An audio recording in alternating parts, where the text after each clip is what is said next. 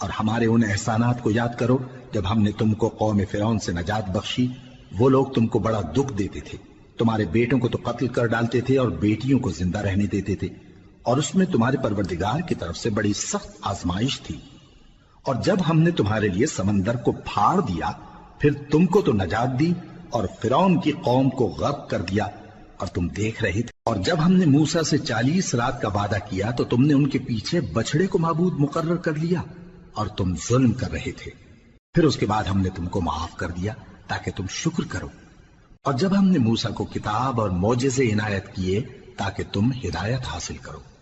اور جب موسیٰ نے اپنی قوم کے لوگوں سے کہا کہ بھائیو، تم نے بچڑے کو معبود ٹھہرانے میں اپنی جانوں پر ظلم کیا ہے، تو اپنے پیدا کرنے والے کے آگے توبہ کرو، پھر اپنوں کو قتل کرو، تمہارے خالق کے نزدیک تمہارے حق میں یہی بہتر ہے۔ پھر اس نے تمہارا قصور معاف کر دیا، وہ بے شک بڑا معاف کرنے والا ہے، بڑا مہربان ہے۔ اور جب تم نے موسیٰ سے کہا کہ موسیٰ، جب تک ہم اللہ کو سامنے نہ دیکھ لیں گے تم پر ایمان نہیں لائیں گے، تو تم کو بجلی نے آ گھیرا اور تم دیکھ رہے تھے۔ پھر موت آ جانے کے بعد ہم نے تم کو اثر نو زندہ کر دیا تاکہ احسان مانو۔ اور ہم نے بادل کا تم پر سایہ کیے رکھا اور تمہارے لیے من و سلوہ اتارتے رہے کہ جو پاکیزہ چیزیں ہم نے تم کو عطا فرمائی ہیں ان کو کھاؤ پیو، مگر تمہارے بزرگوں نے ان نعمتوں کی کچھ قدر نہ جانی، اور وہ ہمارا کچھ نہیں بگاڑتے تھے بلکہ اپنا ہی نقصان کرتے تھے۔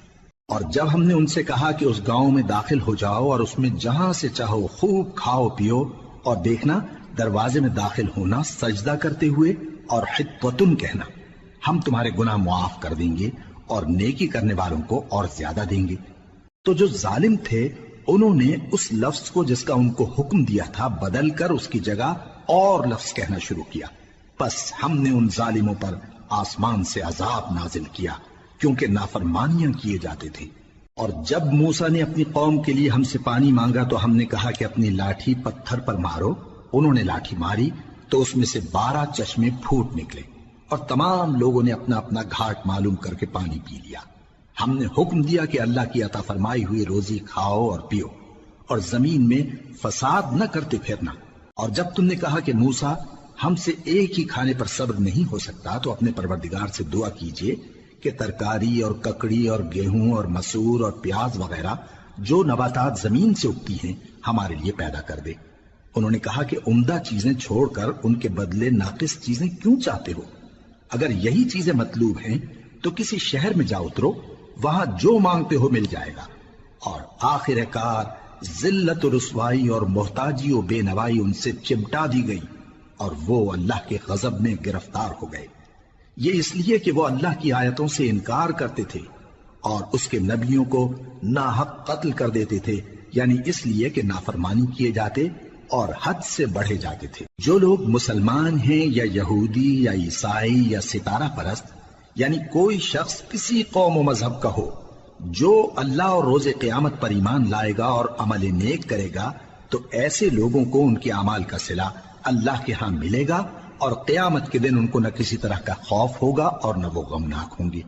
اور جب ہم نے تم سے عہد کر لیا اور کوہ طور کو تم پر اٹھا کھڑا کیا اور حکم دیا کہ جو کتاب ہم نے تم کو دی ہے اس کو زور سے پکڑے رہو، اور جو اس میں لکھا ہے اسے یاد رکھو تاکہ عذاب سے محفوظ رہو، پھر تم اس کے بعد عہد سے پھر گئے، سو اگر تم پر اللہ کا فضل اور اس کی مہربانی نہ ہوتی تو تم خسارے میں پڑ گئے ہوتے۔